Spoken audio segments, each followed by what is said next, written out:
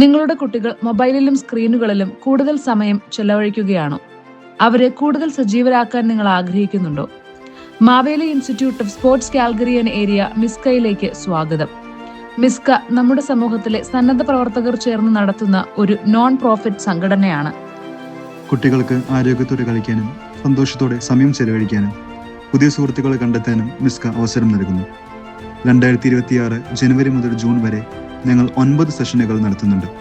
മിക്ക സെഷനുകളും ശനിയാഴ്ച ഉച്ചയ്ക്ക് 2:30 മുതൽ 4:00 വരെ ബോൾസാക്കിലെ സെന്റ് മീനസ് ചർച്ച് ജിമ്മിലായിരിക്കും നടക്കുക.